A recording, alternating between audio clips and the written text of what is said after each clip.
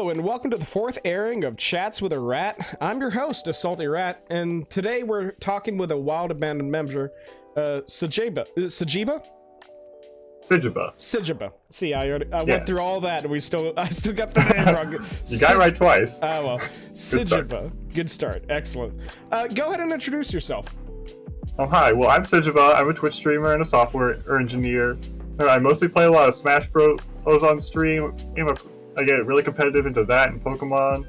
And I like showing off a bunch of cool tech projects, like I could buy special VTuber mask and a robot that can generate and put amiibos on a Switch.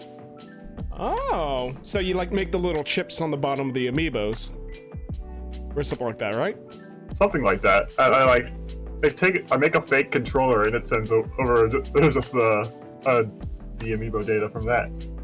Oh, that's incredible. I've seen a couple of those before. So someone puts down an Uno card onto a under a Switch and it just puts up an amiibo. I love that stuff. Oh boy. All right. So let's go and start with something easy. Right. So gaming's a huge part of this channel. Right. You obviously you stream, you get it. Do you have any games that kind of stuck with you, left an impression on you? It doesn't matter if it's something recent or your first video game you ever played when you're a tiny baby otter. What's going on with that? Anything stuck with you recently? Well, back in tiny baby otter day, there was definitely a Pokemon on that had left a lasting impact on me. Yeah, started off with Pokemon Blue version, and I kept on playing the games through there. But Blue really stuck out because it was the glitchiest game I'd ever seen in my life, I'm pretty sure. And my older brother would show me just a whole bunch of random tricks you could do, which make things appear that shouldn't. And that I really sparked a lifelong interest in figuring out what computers do. So unlike a lot of the other people who talk about oh yeah, this really influenced me, or this sparked my interest in the furry community or anything like that, this was just wow, this is weird, let's open up the guts, dude. Yeah, pretty much. That's exciting. I know Pokemon Blue is actually incredibly buggy. I know that there's some library manipulation you can do to basically speedrun the game in about a minute 30 or something crazy like that. Oh yeah. What was the thing that really hooked you about it? What was the glitch that made you go, oh, that's neat? What was the eye-opening thing for you? I remember it correctly. You talk to an old man who's laying down on the street. He shows you how to catch a Pokemon, and then you fly to the Cinnabar Island, and then surf along one side of the island. And from there, based on what your name is in the game, it'll change the list of Pokemon that appear there. Or two things that are either could be either legendary, over level 100, or just glitch Pokemon entirely. And seeing those glitch Pokemon and the high level stuff of what was probably the most exciting part of that.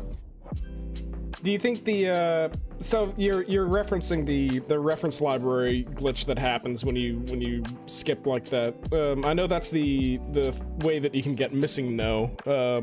At least yeah. I think you're referencing the right one. Yeah, that's weird. Love it. Love that stuff. In recent times, what do you think about obviously games are still as glitchy as they can be these days, but do you think that the recent games that you can now automatically update and things get patched out, do you think that kind of cheapens the value of gaming for you as a glitch hunter, or do you think that's a step in the right direction? I mean, having stable games is good, but if stuff's in at the start of the game, it kind of makes me feel oh, I should hold off from updating this as long as possible to see what I can actually do with this. So, oh boy. Speaking of glitchy games, did you have any experience with the disastrous release of Cyberpunk 2077? Because I have the I have the worst luck with that. Oh yeah, I didn't get that game because there's already big stuff at the start of that. but it didn't like seem even as much as glitchy as like you could do pretty much anything you wanted. More like just the game would collapse underneath of you as you're trying to play it. Yeah, like when I was playing it, I didn't run into any like horrible game-breaking nonsense that I see some streamers get on. Like I remember seeing someone play it, and they like summoned a car and their motorcycle, and the car shot off in the distance at 200 miles an hour and crashed into every car in front of it, and got stuck in a light pole. And it's never happened to me. So I honestly a little bit jealous. Honestly, that's impressive, but like the like that's something that you have like absolutely no control over when you do, right? I like the glitches that I can weaponize. Oh God, like to have that little you got to keep that thing on you. All right, I got you. Yeah. Oh boy. So yeah, so Resident Glitch Hunter, you got all that sort of thing. In recent history, have you run into a game that has that same sort of like, I guess like a lure for glitch hunting recently, or have you kind of like moved on to like normal gaming? I've mostly been doing like normal game stuff, but every now and then I look on YouTube and see things regarding like Pokemon Brilliant Diamond and Shining Pearl, where they're like beating the game in 17 minutes by stacking a bunch of menus on top of each other. And that's something surreal to see. Oh God, I guess it hasn't changed. we've I come don't know, most of the games have been technically sound up to this point, but then like that particular one just drives it back a decade or two. We're back into the blue era. All right, cool, exciting. Yeah. All right. Oh boy, we could talk about glitches for basically ages, I swear. But let's pivot to more like a personal thing. So you've got a really unique persona, right? I could say that off the top of my head, but like an otter persona is a dime a dozen, but you got something kind of special going with them. Can you tell me about your persona, like what they are and all that? Yeah, normally I do just say it's an otter to keep it short, but this is like the perfect time to talk about how it's actually a Kushtaka, which is a cryptid in Alaskan folklore, or which is known for shapeshifting between between otter and human forms, or somewhere in between. So you got a little bit of a mix of everything there. Yeah, that's pretty awesome. I was always a big fan of cryptids. I've got a feeling that you've got a soft spot for the Kushtaka, but like, do you have any other cryptids that you enjoy? Well, there's always the classic Bigfoot. I just love the idea of some guy in a gorilla suit walking around and getting pictures taken of him and wondering like what they were doing for that. There's always, it's Sasquatch, it's the skunk ape, it's Bigfoot. Like that's an entire United States thing. I love that stuff. Yeah. I grew up in the swamps of Florida, and so that was just a huge part of that sort of thing. Just seeing Bigfoot and all that, or meet Sasquatch, and there'd be like this huge, like 11-foot statue sitting out in the middle of nowhere, or some nonsense like that. Up until recently, I really don't hear anyone talk about the Kushtaka. What inspired you to get into that section of making your persona a cryptid?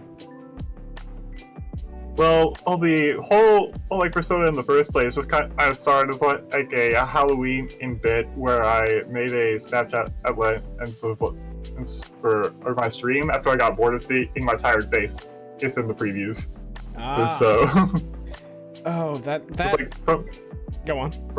From there, it was just like piecing together or what lore I can and for it, and it's like, hey, what makes sense for someone of my height, but then also dude. But then I started looking into like cryptid stuff that might be related to otters, since I was already at like that point instead of having an otter there. So you wanted to basically,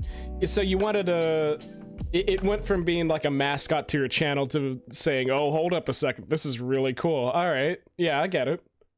Yeah. Well, that makes perfect sense. I think a lot of people fall into the fandom with that kind of mindset, that like, I want that representation of myself, but I really don't like the way how I look, so you just go ahead and plop down some animal pieces and it looks great. Oh boy. So you ended up picking up the Kashtaka.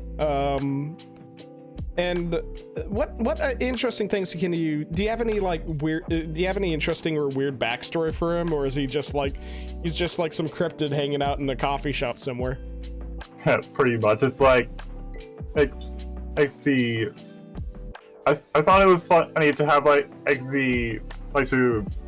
be a person pretending to be some creature pretending to be a human, and back and forth like that. And so, I guess the lore for that character would be they like moved down further south from Alaska to experience city life or something like that. I kind of love that. All right, I dig it. So you went ahead and got that covered. You're a just some cryptid from the mountains hanging out in I guess like it wouldn't even have to be Alaska, somewhere in Wyoming or whatever. It doesn't matter. So, yeah, somewhere like northern side of the states.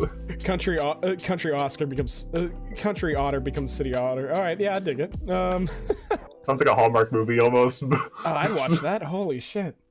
Yeah, absolutely. They're not brave enough to do furry shit. Not yet. Not yet, you ain't. We'll get there. We gotta just pitch a script. We'll figure it out. Yeah. Alright. So you mentioned that before you took up the otter persona, you got into like streaming, I guess like content production in general. What drew you to streaming? What got you into it? I saw a lot of people playing Smash tournaments. I was like, hey, I could play Smash pretty well too. Ooh, not quite to that level yet, but I was like, maybe eventually. Eventually, you'll get there. How's that been coming? You any decent at Smash yet? Do you think you can go? Yeah, what is it? EVO 2022 this year or something like that, or what? Doubt I'm gonna get to EVO level, but I've been like trying as much as I could to like find people to play, and streams usually just a good place to have random people will test my strength on that, I guess. Are you primarily a Smash player then? Is that what you highlight on stream, or do you do like a variety of things? It's primarily Smash, but I do try to do a variety of other games too. I try to like see if I can get other people to play multiplayer games over like GameCube and stuff, but that's not nearly as popular anymore as Smash Bros. Is. No, of course, absolutely. I don't think there really hasn't been a fighting game that has gotten the amount of attention that Smash Brothers have. Do you have any idea why that's the case, or? I mean, I think just a big old established franchise, ton of established characters. It would probably make it easy for people to jump into that specific big set of games with Smash Bros. Those Rivals has done a fair bit of work in just trying to make a solid fighting game all around. Onto next to that, and then they're doing pretty well. Oh, but even then, it just like doesn't come up to like the absolute level of polish that Smash Bros. Seems to have. So I'm assuming your preferential fighting game is like the Smash and Smash likes then in that case, yeah? Yeah. Gotcha. What do you think about Rivals? I know that was basically the I guess like PC Smash Lite. What's your opinion on that? I think it's fun. I'll be honest, I haven't actually bought it yet, but I know a bunch of friends who would bring it to events and such, and it was usually fun to play. Ah. Got some really interesting characters. Oh, I know they did a whole bunch of stuff for Rivals, different characters and a bunch of OCs. Do you like the entire like crossover franchises for fighting games and stuff like that, where there's different characters from different franchises hanging around? Yeah, I'd be fine with that. Yeah, because as I remember, or like a bunch of online Flash games that like sort of did like crossover Smash stuff up until a little bit like that.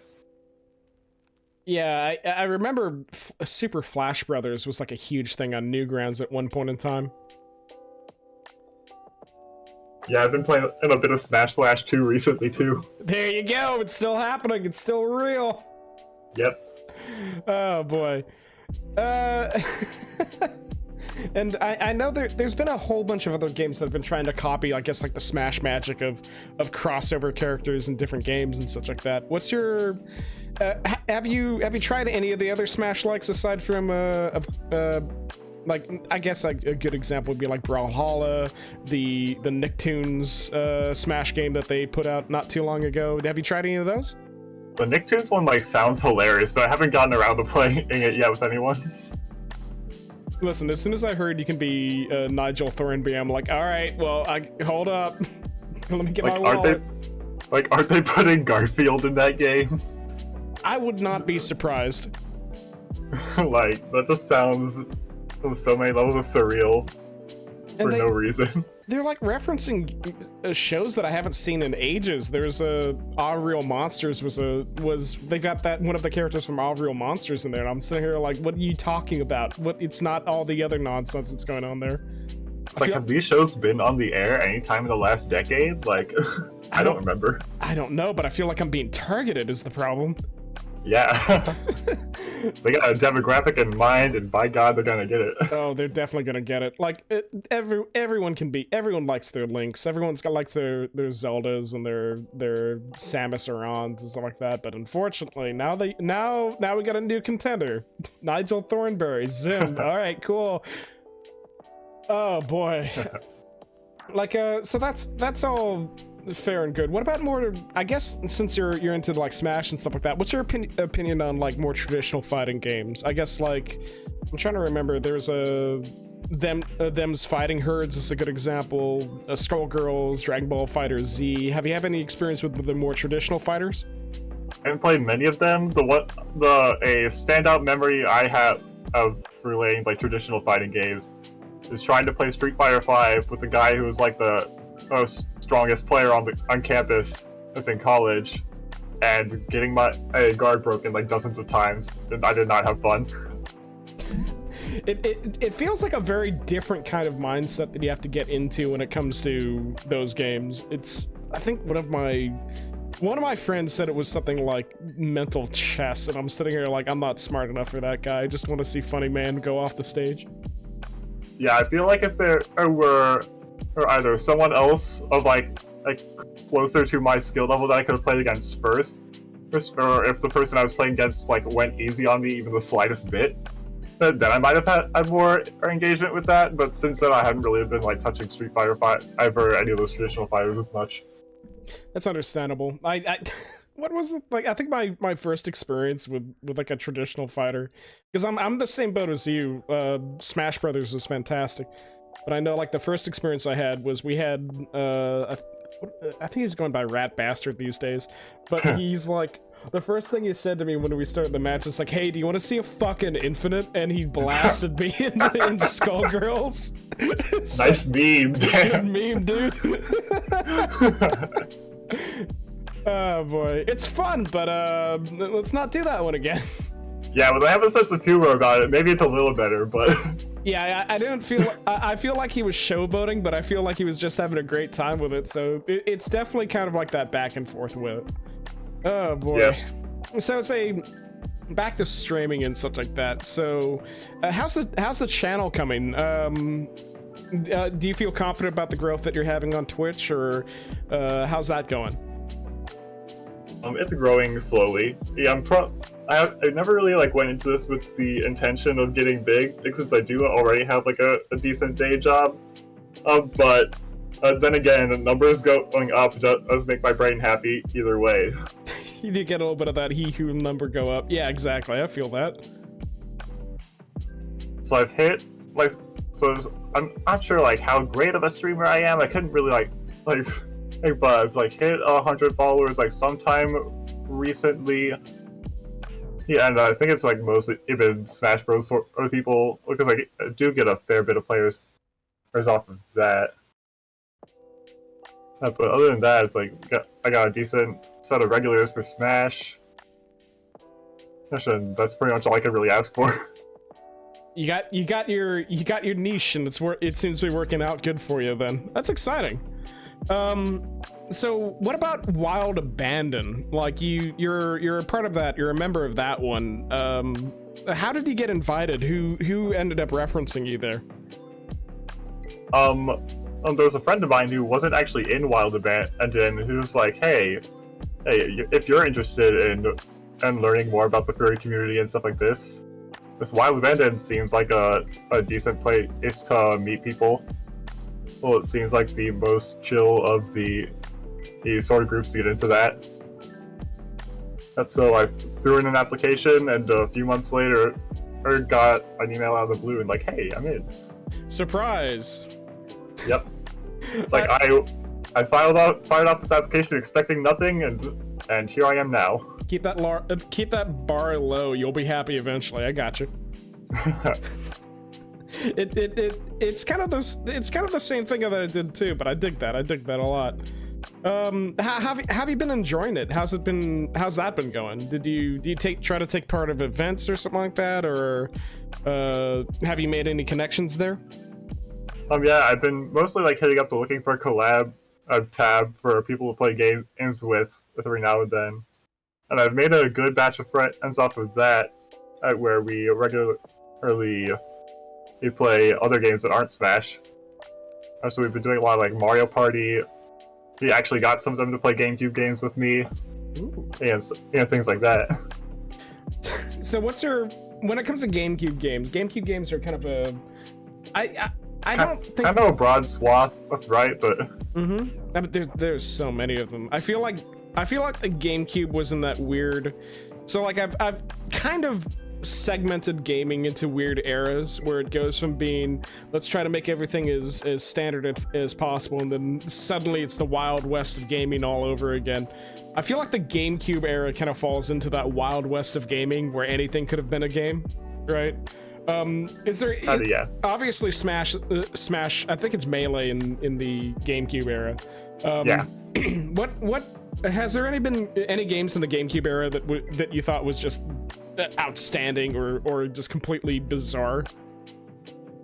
Well, in terms of the outstanding front, Animal Crossing started a long passion in me for that franchise. It's Kirby Air Ride. It turned out to be a absolutely fantastic game. And it's like to just keep on playing that one almost like nonstop. And then a lot of Mario Kart on top of that. So like it's all I know Air Ride was have we gotten another Air Ride? I feel like I haven't heard that title in like ages. Sadly, no. It should come to Switch. I will stand for Kirby Air Ride for Switch as long as I need to. I was so blown away by Air Ride because I haven't seen like that. Would it be fair to go ahead and characterize Kirby Air Ride as kind of like a free roam racer? Yeah, for say trial mode, yeah. Oh man, I still don't understand that. Like we've got like the Need for Speeds and stuff like that throw up, I guess, like races on the fly and such like that, and then Kirby Air Ride's been doing it for ages. We haven't got another one. Oh no! Like I remember. Go ahead. No, go ahead. I was gonna go into wax poetic there, but go ahead. Oh yeah, I remember like Smash 4 for 3DS specifically had a mode that was a little bit similar, or where you just like run around a huge map, collecting different power-ups in anticipation for another set of mini games at the end. But that one didn't seem to get as much play as this one. Yeah, I think I can't really wrap my mind over why that wasn't as much of a success as it was, because it sold well. We just don't see another one of it. Oh yeah. Oh boy. So back on I guess like we'll pull it back to streaming and stuff like that too. You've been doing like I'm assuming you're this huge Nintendo fanboy, which is very exciting. So Smash is a big thing for you. You mentioned Kirby's Air Ride and Mario Kart and such like that. Is there any titles that's coming up right now that you're kind of hyped for? Did you jump on like the Kirby train when it just came out, or what's up with that? Yeah, I am looking forward to playing the new Kirby one. I've been like trying it as hard as I can to avoid spoilers and stuff on YouTube and stuff like that. And I started playing Metroid Dread recently, and that one's been a lot of fun. I was overwhelmingly surprised about Metroid Dread, actually. Is it I feel like it's not quite. It feels like they've taken a lot of the stuff that they learned from the Prime and the Zero series, and then we're getting this huge like mashup of what made those games really cool with a little bit of like, was it Other M? Yeah, Other M in there too. Yeah, since you've been playing it, can you tell me anything about it? Like, what's jumped out at you with that? Well, definitely the boss fights are really hard. There's like huge zones where a robot monster pursues you, and it keeps on busting out new tricks every time you find one. And I like they're not like super far. I'm assuming there's probably going to be more after these 7 enemies I have to face, because there's like a whole character that got introduced at the beginning that I haven't seen since. Oh God, which one was it? Which one was it? Because I'm trying to remember back now. I don't have a name for them yet, but it's the person who takes away all of Samus's suit powers. It was at the very start of the game. Oh, the typical, oh, son of a bitch, I had all this covered.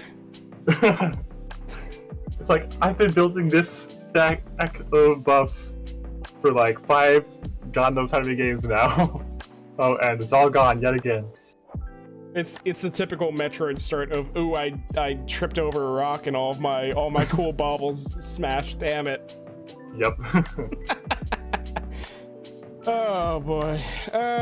They added other I guess like types of firing modes in that game. I know they added the ability to go and aim down your shoulder, which is a bit of kind of a jumble for a lot of players. How have you been taking that? Have you been enjoying that kind of switch up? Yeah, just like, oh yeah, you mean like just the standing it, like holding a button to stand in place and free aim? Yeah. I mean, that's been pretty nice, I think. It's kind of like hard to target some of the things that are like off in the distance with that, but it's definitely helpful when I have like unlimited ammo to work with. I mean, that's the helpful thing with Samus. I don't think she ever runs out of ammo.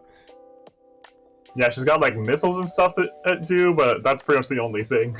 Yeah, thing in her massive kit. Yeah, but the missiles are always just for funsies, though. Yeah. And they do like they do like randomly reveal if blocks can be broken through like certain other tools. But yeah, that's pretty much, other than that, pretty much just for fun. It's kind of it's kind of like just your, I guess, like standard Metroid Plus that you're kind of vibing with right now, yeah? Pretty much. Oh, that. I'm hype again to go and jump on that too.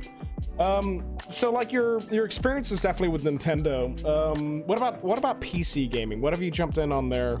I know we took a little bit of time to sit down with Enter the Gungeon not too long ago, but have you played any other PC games that have caught your attention? Aside from like fan games for other franchises, because I haven't really had like a computer strong enough to actually handle almost modern games until like fairly recently. Yeah, but like since then, I've been playing games that haven't even pushed that limit. So I've been playing stuff like Hades, some Sonic Mania, Gungeon, and Hat in Time was a lot of fun, and Celeste.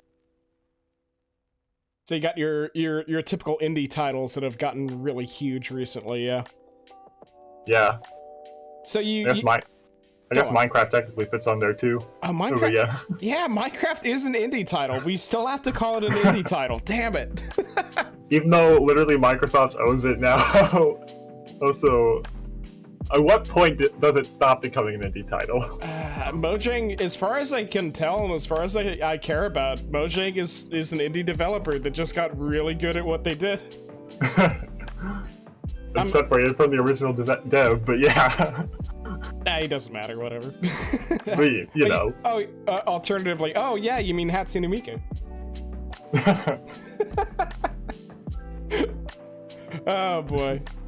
I still don't know what the deal with that character is. I see him in just like random YouTube videos with like Gary's mod and stuff, but I have no idea what they're from, what they do.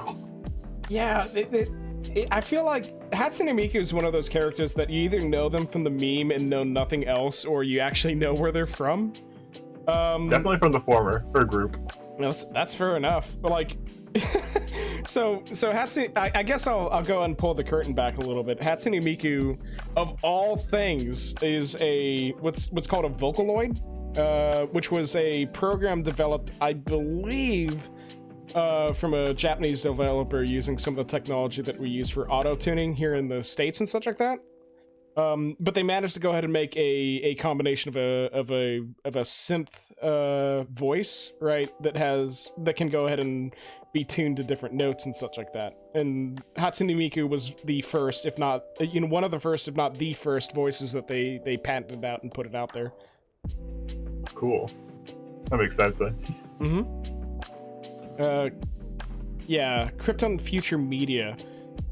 So it's basically just Hatsune Miku is just a girl robot that sings good. I guess that's the best example I can do it. But it took off because a lot of people, she had her own, like, I guess, like, music group with big fat quotation marks, and now is a part of a family of voice banks and stuff like that, which is it's exciting. It's cool. Also, evidently, they had like a partnership with Domino's Pizza for a little bit, where you could go ahead and use your phone to put a stage on a Domino's box, which is incredibly funny to me. Random anime girl X Domino's. I got my anime girl in my screen. Oh no. That's fantastic.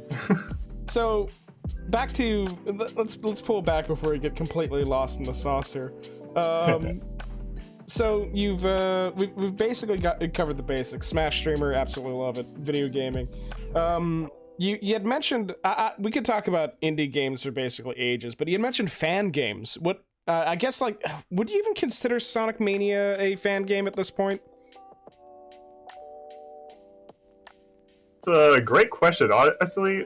Because if it's been like, if they're doing it like in the Sega's name, that makes me want to say no. But if the team was pretty much already just a whole bunch of fan game developers, so that puts it in kind of like an awkward middle spot.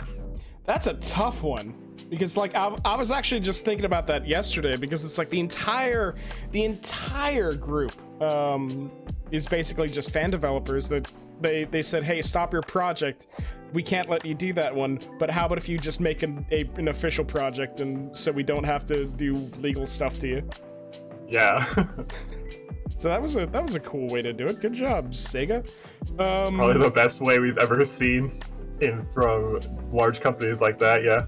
Oh my god, it's the I guess, like, alignment chart debate on where companies fall under, and I guess Sega has kind of fallen under like lawful good. Hey, don't do that independently, but how about if you just let us pay you to do it? Yeah. Okay, good, works perfect. Yeah, we can contrast that with Pokemon Uranium, another one that I had played that got directly shut down by Nintendo themselves. But Uranium was so good, though. Right? Oh. The music, oh my god. The music was really good. Storyline was a little bit cracked, but what can you do? But the but the music and the design was just really classic Pokemon. Yeah. Jeez, what can you do with it? It doesn't matter. Jeez.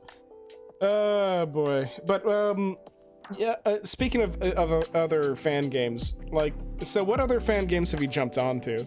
Well, we'll quickly knock on wood when it comes to Nintendo, and hopefully this doesn't draw their attention. But what's got your attention recently? Well, pretty much the main fan games I've been playing were like the Smash Flash games, the Pokemon Uranium. There's like this one Pokemon Mystery Dungeon, like MMO thing that I've been trying on and off, which is pretty fun.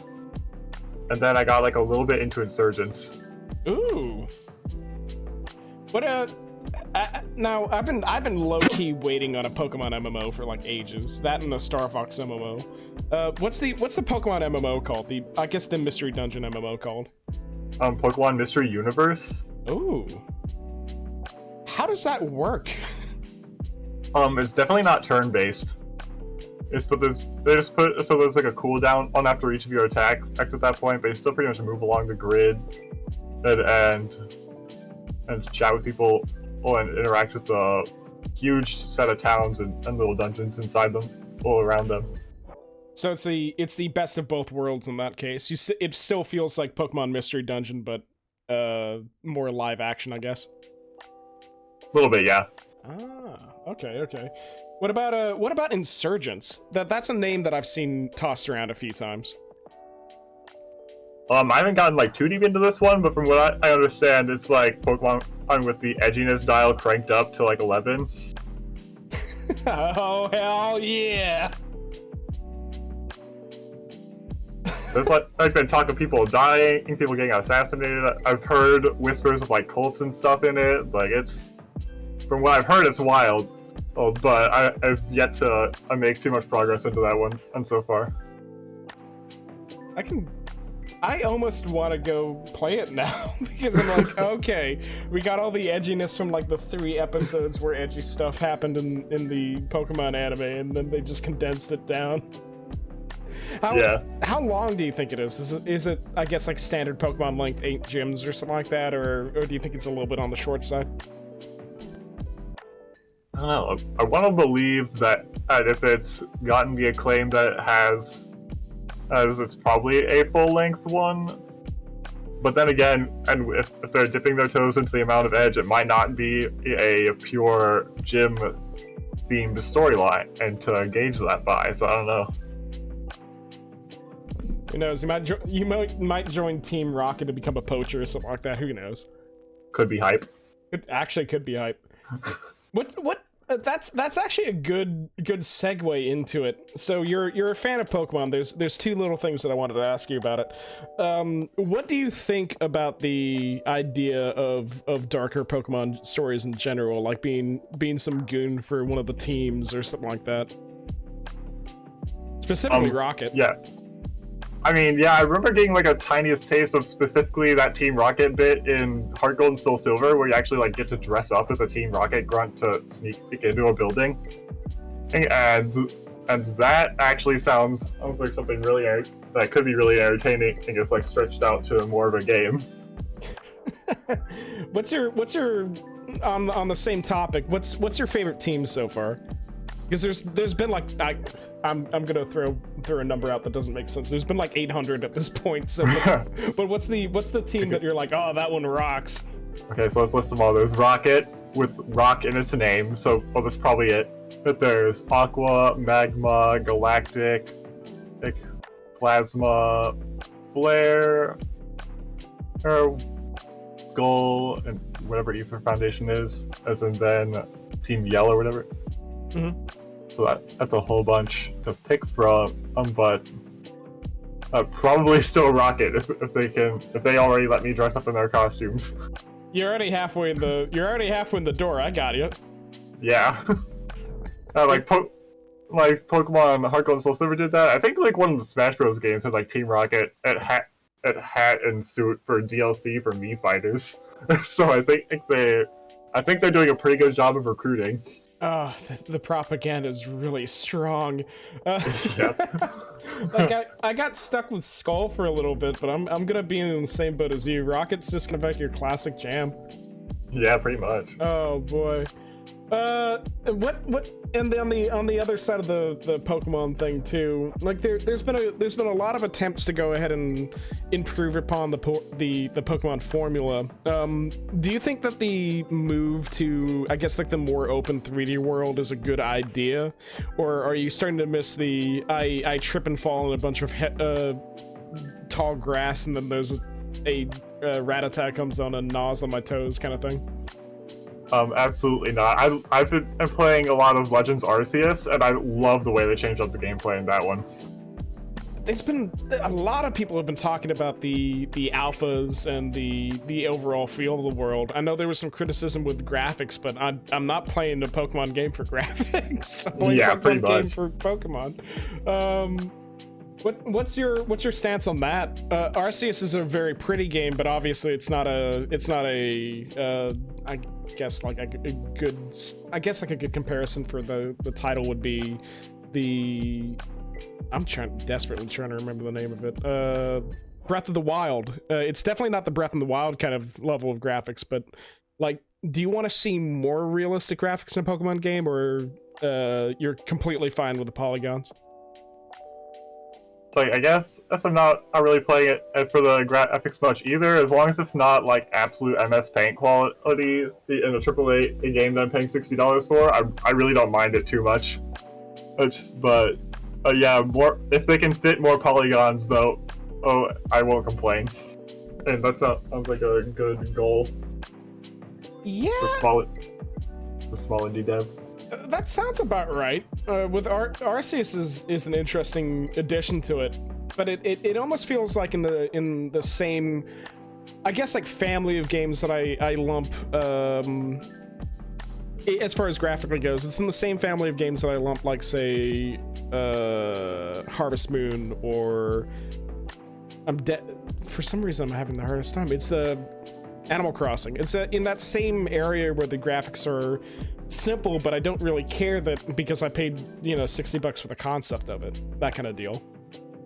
Yeah, it's like they're cute graphics for what they are, and that's pretty much enough. How many polygons does a Togepi really need anyway? I don't know, but I do remember an instance where because if you look at the Pokemon Legends Arceus, mm-hmm. you can almost sometimes tell when they change levels of detail from distance to the camera. But if you look at Geibel from too far away, its teeth vanish, and it's cursed. Oh, it's just 3 triangles for a mouth, and it's that one is kind of hard to look at, but the rest of them all look great still. I was worried that you'd get some sort of Pidgey that misses its beak after you get off to a certain render distance, but that doesn't seem like the case.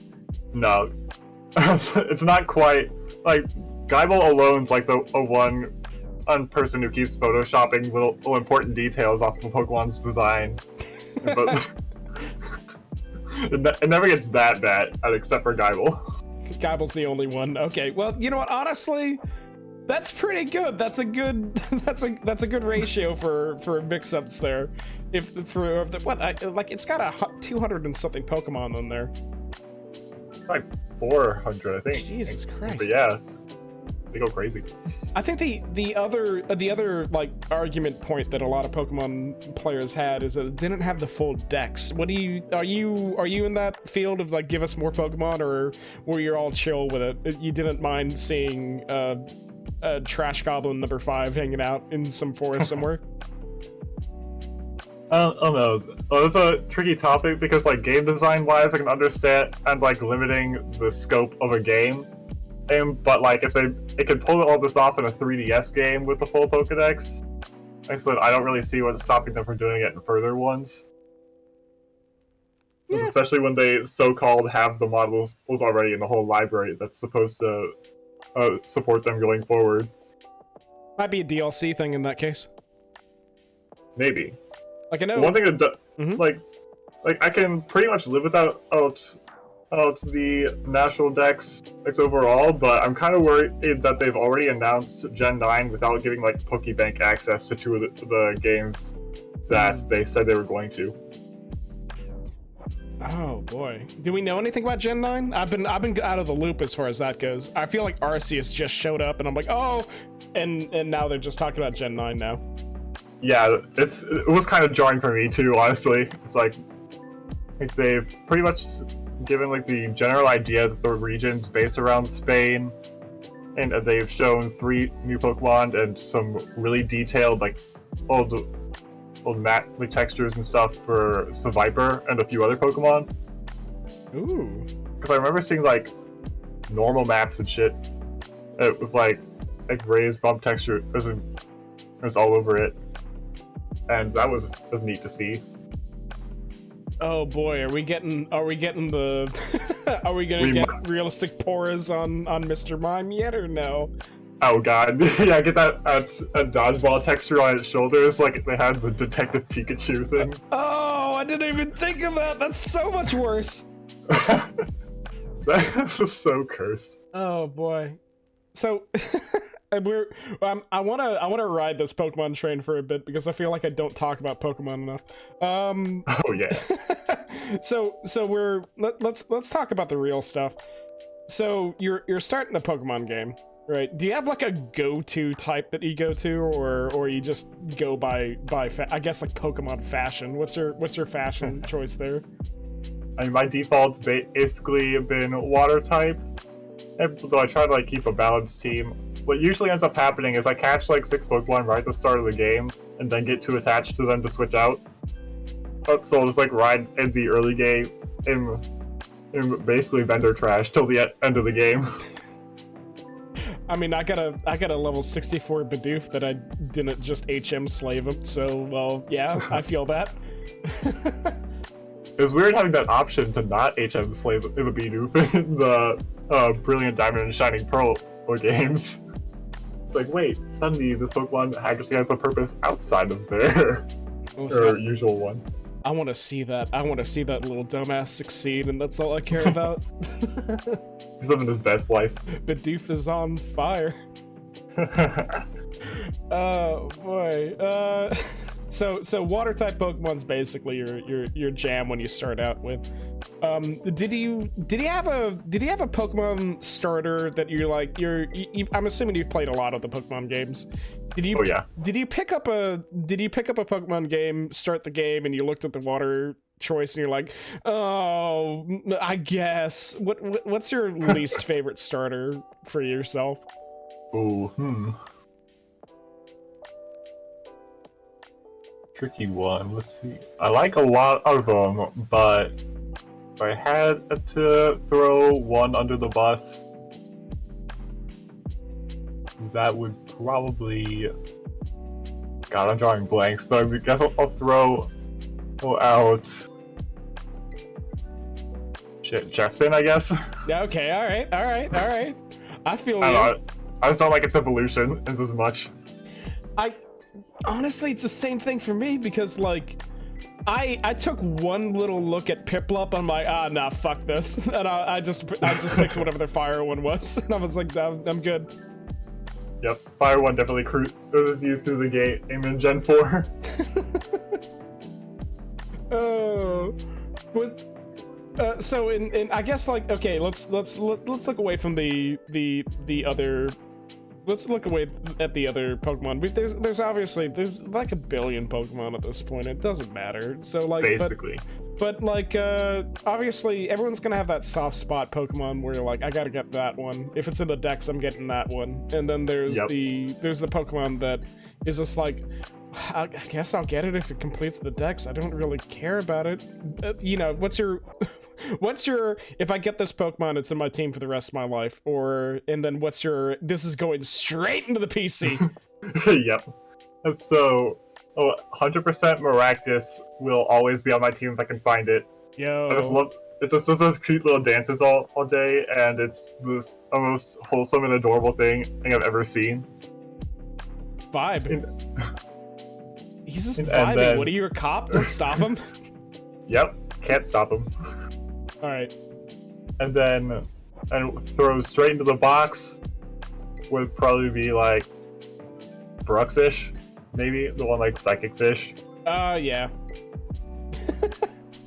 I don't think I've yeah, no, I'm with you there. I don't think there's a single fish Pokemon that I'm like, I want to use that one. No, that's going in the box. Yep. I think what's the, I'm trying to remember the name of that one Pokemon. It's like the heart fish or whatever. I think it's a fairy water type or something like that. There are a couple heart-shaped fish, which is kind of weird. There's Alomomola, which is like a giant hand, and then there's Love Disc, which I think is the one you're talking about, because that one's like actual dog water competitively. Okay, good. I'm glad. Yeah, it's definitely Love Disc. Fuck that thing. Yep. That's going in there, and if someone turns into a soup, I'm leaving. It's like, yeah, we're putting that one straight in the box. Uh, Maybe give it to a friend and to like for the romantic lore, but aside from that, no, it's staying in the box. Yeah, trust me, man. This one's perfect. You'll love it. It's great. You can get it. It's competitive. Trust me. Just take Yeah, it. you should definitely use it in a real match and not get laughed at. I'd like to see the guy that goes to finals with like a love disc. I would too, honestly. If they could pull it off. The one guy that figured out the fucking code. Yep. Somehow get into people's heads. Doesn't make them make mistakes just by showing them love disc. Alright, yeah, no, I'm even more into it now. Someone's gotta do it. Okay, listen, if anyone out there is into Pokemon and they're okay with sacrificing some of their pride, go and get a love disc, and I want to see a level 100 love disc fuck up some legendary. That's all I care about. Can't wait. Oh god. I'll be there watching. We'll cheer you on from the sidelines, my guy. Hell yeah. So what did you I'm fucked up. There's oh boy. I guess we could go and talk about, like, I don't even want to call it the black sheep of the Pokemon franchise, but what do we think about the Stadium series? Strangely, the only ones I haven't played, I don't have an N64, but I've played like the later ones from the same publisher, I guess, and those ones have been fun. And so I'm assuming the earlier ones are fun too. It's kind of the same thing. I think the only time that they moved away from it was I think it was the Stadium for the GameCube or the Wii. It had like the evil Team Rocket's turn in Pokemon Evil or some nonsense like that. Oh yeah, it was like XD and Gale of Darkness. Yeah, there you go. Those were the GameCube ones. Once I did that, yeah. Gale of Darkness, yeah. I played through those. Those are a ton of fun. And then the XD one, and I think. No, it was Coliseum. Yeah. Mm-hmm. Oh yeah, I think I was getting mixed up with like Stadium and Coliseum before. I think those are the N64 ones. Yeah, Stadium's N64, or Coliseum's the GameCube ones with Shadow Pokemon. Oh, it was Coliseum that was on the GameCube. Okay. Yeah. Oh, now it's all coming back to me. I think I played both of them, and I was like, this is the same video game. So you're right about them being basically the same. Why do you, in the light that I don't think we've gotten a new Stadium game in basically ages. But I know that one of the, I'm trying to remember the name of the site. It's basically where you can go and battle whatever Pokemon you want. On Smogon. Yeah, you got it. Do you think if they added a stadium where you can go and kind of customize your Pokemon a little bit more, do you think that would go ahead and kind of start overshadowing that community, or do you think that's going to start being the thing? I don't know if you mess around with that or not, but I don't know. I've definitely like messed around with like the Pokemon Showdown on and Smogon and that stuff. If there was like an official old Nintendo sanctioned avenue for that, then I can't imagine that would actually overshadow Smogon, because the Poke Showdown, because that one's just on PC. Yeah, and that just instantly makes it so much more accessible to everyone. That's kind of a shame. We're never gonna get we're never gonna get an official like PC Nintendo product. That makes me sad deep down. I have to buy a funny wizard box from Japan. Damn it. Or you have to find the one weird Japan exclusive like Pokemon Mystery Dungeon demo thing that they did in Korea. Is that real? I think that's real, if I'm remembering correctly. Just a small taste of PC Nintendo. I'm just like, oh, please. Let me check if it's actually real. Pokemon Mystery Dungeon Gold Rescue Team, I think it was. I'm vibrating right now. I was that kid who like religiously read Bulbapedia in my free time, and as a young lad, and so yep, that's a real thing. Pokemon Mystery Dungeon Gold Rescue Team. It's a free PC demo of Blue Rescue Team. Why is it called Golden Rescue Team? That's a great question. I don't have an answer for it. That's fine. I'm not expecting you to have all the answers. Yep. Oh my God! So there is a little glimmer of hope. We got a demo, boys. There's a taste. Little smidgen, sir. Can I please So- have a crumb of Nintendo? Like, please, more or PC game, Nintendo. Just a little bit. Just release an emulator. God damn it! I pay out the ass. I don't care. Yep. Oh no. All right, yeah, I'm fucked up now. This weird, obscure little shit. Well, it's worth thinking about. We can think about it. Definitely fun. Oh boy. So we'll pivot back to, I guess let's this is we've fallen into a huge vein of Pokemon right now. Yep. What other, I know like we have there's other titles that haven't really seen release in America. And I'm trying to remember some of the weird like bozo titles. I remember there being a Pokemon like tactics game that involved like old Japan heroes like Oda Nobunaga and stuff like that. Oh yeah, that one seemed really cool too. That was dope as hell. I loved all the artwork that they put out with that game too. Yeah. Because like for a DS game, those like probably the best renditions of individual Pokemon that we had seen up to that point, right? Yeah, as far as like the concept art and the character, it was just absolutely fantastic. Yeah. Oh no. And then we could also go ahead and stepping away from Pokemon, we could talk about like the Mother series that really hasn't gotten love in the States. To the point where there's a dedicated fan translation that's basically 100% good to go. A bunch of other things. Yep. Is there any titles that you're like, just please port it to the US? That's all I care about. 100% Mother 3. I'll agree with you on that. Yeah. Definitely played that fan translation you mentioned. It's weird and it's solid and the music's good. I don't know what else you need. Translation-wise, I don't know what else there would be, but I'm still definitely waiting for that Kirby Air Ride to get a Switch version. Give us a port, Nintendo. Come on, I've been waiting. There's a bunch of it. We want it. Yep. All right, let's. We have a long list of demands for Nintendo. Well, there's dozens of us. They can't stop all of us. All right, let's pivot. Well, no. Okay, hold on. No, I was about to say let's pivot back to personal stuff, but I do have the important thing. What's your dream team? Hold on. I'm keeping my foot in the Pokemon door for just a second. Oh yeah. So I guess we'll ignore competitive stuff because that was way longer and deeper than it'll ever need to. But a dream team would probably be the new Samurott that they put in Legends Arceus. This Maractus, Cincino. So far, there's like a Gen 5 theme here, but branching out beyond that, probably the Espeon, Zoroark. That's 5, right? Yeah, that's 5. And Ludicolo. All right, yeah, I feel that. What? No love disc? Oh right, of course. How could I forget? Love disc in your back pocket. You gotta keep that thing on you. All right, yeah, I got you. Yeah, it's my secret weapon. All right, good, excellent. I think that would be a really cool dream team to put together. Yeah, definitely a lot of fun. Oh god. All right, yeah, okay.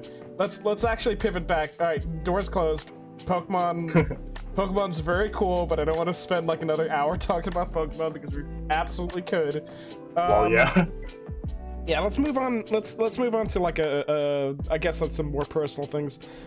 So there's a lot of streamers that run into difficulty doing their own things. Have you gotten into any issues with streaming? Any setbacks or what's up? Well, every now and then there's just like the random hardware failure, but beyond that, it's like the main. Like I'm pretty much come to terms with it's like my channel not like attracting a huge number of viewers, but like every now and then I try doing multiplayer stuff, and it just does not get the attention I'm like looking for or on that enough to like get people to play it. That's so. I guess as there comes a point like when I'm playing multiplayer stuff by myself, of that it's like hard to keep that fun for myself. Because like if no one's joining with me, no one's watching, I think it's like, what am I doing then? It just becomes like a minor existential crisis, even though it's over something relatively minor. It's hard to keep up when there's no attention to it, or you don't have anything to bounce off with. That's for sure.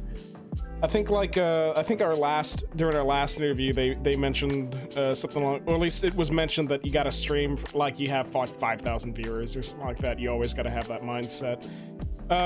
Do you have obviously hardware failures and all that? Do you find it hard building that self-repertoire with yourself? Elaborate. What do you mean by that? Oh, like so I guess like this is like the nightmare scenario where for a lot of streamers there's no one in chat, but you're still streaming. You're going to be streaming for like X number of hours or something like that. Do you have a problem having that back and forth with yourself, the rapport that some streamers have, or do you have no problem? I feel like I do decently well talking to myself when it comes down to it. But it's hard to like keep up a flow of conversation like that. Have you speaking of like self-rapport, I know one category that gets that almost entirely relies on self-rapport because you're focused on it. Have you considered trying any speedrunning in that case? Every now and then, and like the idea tempts me. Trying to figure out like what game I know well enough that I would want to do that, and there's like as little complete randomness to work with as possible. So like immediately smashing Pokemon on or out. I was gonna say Pokemon Blue, minute 30. But, I mean, yeah, if I can figure out the arbitrary code execution stuff, but yeah. Other than that, it's like, what would I speedrun? And I guess like there's games like Gungeon and Hades that turn out to be really fun with that sort of thing. But then there's just like also random oddball titles I can maybe think of that just have absolutely no recorded speedruns yet. Oh, there you go. That's how you get in it. Like, do I really want to be famous for streaming, like for speedrunning Super 3D Noah's Ark? Oh my god, there's not a speedrun for that game yet? I mean, not like a full playthrough. From what I've seen, I've seen like speedrun.com's got like individual levels. So I think if someone manages to complete that game or in a full playthrough, I think they get just #1 on the leaderboard instantly. But then I've tipped my hand, so I guess I better get on that then. All right, you hear it here first, guys. Speedrun Noah's Ark 3D. Oh, that's such a weird title. I was gonna say, yeah, go ahead and get the gold speedrun record for like Papa's Pizzeria or something like that. Some obscure Flash game out there in the ether. Yeah, I've met a couple people who have gotten like really high spots on like games like Freddy Fish 3 or something like that specifically. It was just where did they find these games and get inspired to speedrun them like that? Oh my god. How do you even speedrun a point and click? Because I know Freddy Fish is a point and click adventure game, right? I mean, yeah, but I guess you just point and click as fast as you can. It's like, it's spelled out right there in the title of the genre, I guess. If I wanted to be fast and point and click, I'd play CSGO. Yeah. Oh, jeez. Imagine someone just like writing a script to click all the exact things in sequence, like... I guess like tool-assisted speedruns are the thing that were kind of called to me a bit more than speedrunning, but they both sound like really fun things to try. Oh, I haven't even had someone to sit down and talk about TAS in a while. So do you watch speedruns? Like, is that something that you enjoy sitting down for, or? Yeah, usually I'll get like swaths of free time, and for lunches and whatnot, and I'll just pull open one of those videos and see what they do.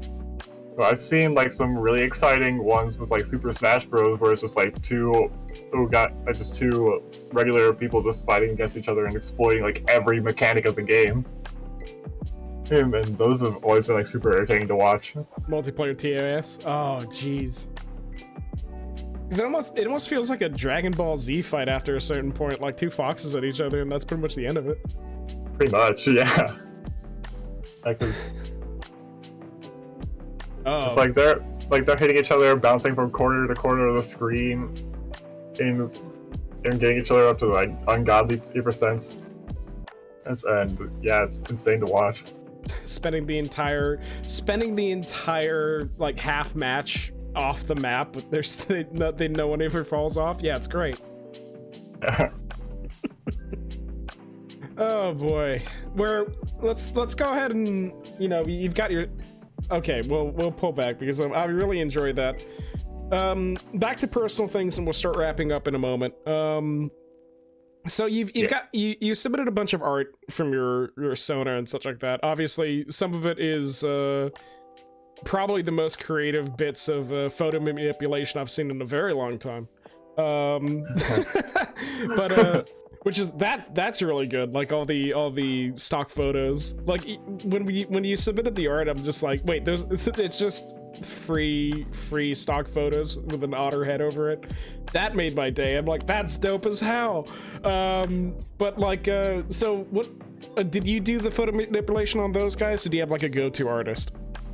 I did those photo manipulations actually. The actual head is part of a Snapchat mask that I made that I use for streaming. So I stream with that face on and it reacts pretty well to what a IRL face does. So it does like a weird sort.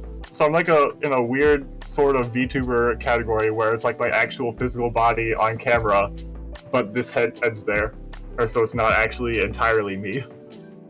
I count that. That's a VTuber. Yeah. What about the so we also have like the Animal Crossing model that you have in there, and a few drawn bits there. Are those you too, or did you have something that do you have like an artist you go to for those guys? Most of these are random artists that I was lucky enough to get for free. It's like one I won at a contest. Just one, someone was doing sketches at like a convention, and the tiny little one is the one on this one that Space Buffoon was doing for like a group collaboration thing. But the model, well, for the Animal Crossing style model, I found on the actual like Lyle model from New Horizons. It's online, and I did the texture edits on that myself.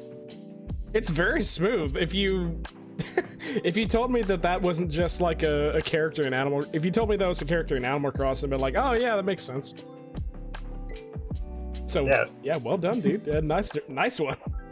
Thanks. Gamer win. So yeah, all of that's really incredible stuff. There's a lot of raffle art, a lot of stuff like that. As far as art goes, like I'm gonna be one of those people that'll say that artists are like a huge part of the community. Oh yeah. Do you have like a specific artist that you think is just incredible in the community out there? Like, oh, I'd really like to get a commission from X or anything like that. Oh, that's a great question, because I've seen like so much good art, but in my mind, it's hard for me to like get out of that college mindset where my desire of like what and like from like the scale between me wanting something and me wanting something enough to spend money on it is still a pretty wide gap that I'm trying to close. So I haven't like pinpointed a specific artist yet that I want to like go out and commission. And though the pieces I do have from Vino Stained, Mia Starcry, and Space Buffoon are definitely great ones. You got the art you want, and you're pretty happy about it. So far, yeah. Now that I get that because like I keep gravitating towards like the same artists too, so yeah, I understand that. But I don't know. Get excited. Get out of that I'm having ramen for dinner tonight college mindset. Yeah, for real. You're free. You can go and get sushi anytime you want now. I can budget for things now. Like why don't I get on this? So we'll start doing the final wrap up here. I think 2 final good questions for you. Do you have any other aspirations aside from, obviously you're into programming and such like that, but is programming your final destination, or are you really excited about like say like art design or 3D modeling or something like that? Where's your end goal? Where do you want to be in like 10 years? Well, that's a huge question, and it's a big one. Yeah, the 3D modeling stuff sounds really exciting, and that would be something I would want to work towards long term, especially with how like the model we've been talking about that I use for streaming has been, and something that I've been wanting to like figure out a way to produce more of and sell.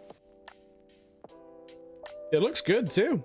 Like you're talking about the Snapchat model, or you're talking about the reskin? Yeah, the Snapchat one. Yeah, it's fun. That's really fun. I guess the reskin ones would also be pretty cool to make. But yeah, just 3D modeling in general sounds like a really fun goal towards. But also want to like I still bounce around on all the other different hobbies with like more or traditional digital art, music, and stuff like that. I'm a little bit surprised you didn't say like game design, because like I think every other furry that I've seen in programming is either in IT work and is a complete nervous wreck, or is trying to get into game design in some way. Honestly, that's also that's also would fit the goal. Well, there was a time in college when I was like trying to put together a game like that, but it ended up like blowing way out of scope, and just started becoming overwhelming to look at. Sunk by feature bloat. Oh, that's a shame. Yep. What was a little off track, what was the game about? It's supposed to be like this sort of time travel themed game thing where you can play as both yourself and like a future version of yourself simultaneously, and you just like keep on swapping between like controlling one and both players as you jump back in time. Oh, so is it like is it you're swapping characters, or you're swapping timelines? It's the same character. He keeps on jumping backwards in time, but whenever he does that, you control both him and the past version at the same time. Oh, that's kind of cool. All right. So the trick with that was like figuring out puzzles and a storyline and level design to go around that. That's very unique. I think I've only, off the top of my head, I think I've only really seen like 1 or 2 games that do anything close to that. So yeah, no, that's incredible. I like that. I'm digging it. Yeah, I just gotta like condense the scope of it and add that back to like long-term goals list. Put it on your list. You ain't done yet. Yep, the bucket list. Bucket list. There you go. And I think we have got a good little spot to go and end up on. So how about, do you have any like words of wisdom for anyone who's watching this now or later? As a learned otter.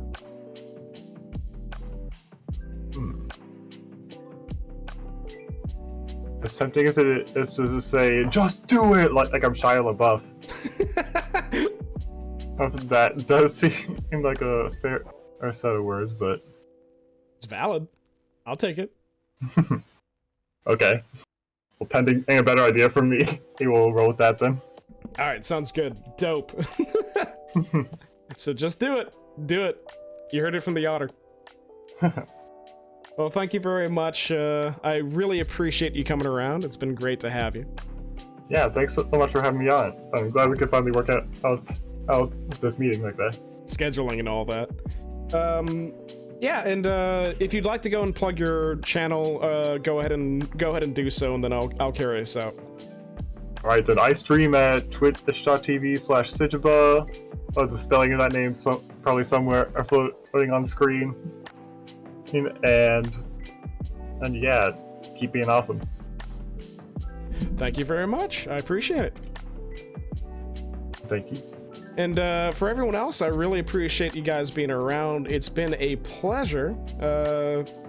As usual, if you'd like to go and support me, my name is a Salty Rat. You can find me on Patreon at patreon.com/saltyrat, or follow me on Twitter and everyone else. It's been great to have you guys. We'll be, if you are following this on here, it's early release on Patreon, and then it's going to be released a little bit later on YouTube. It's been great to have you, and have a great night. Have a great night, everyone. Stay salty.